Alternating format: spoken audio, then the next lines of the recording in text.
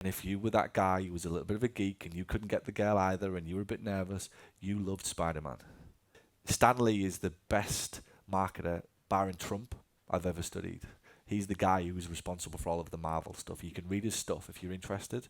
He tells this story of how the characters that didn't have the best backstory, the audience didn't take to. Any of the characters that were on the face of it invincible, the audience didn't like. They had to have a weakness because the reader had a weakness. Does that make sense? If I didn't understand your backstory, I didn't buy into the character. So there's a message there for you. If you want people to fall in love with you, they've kind of got to understand the backstory. You've got to know where I come from. Like, you know my story.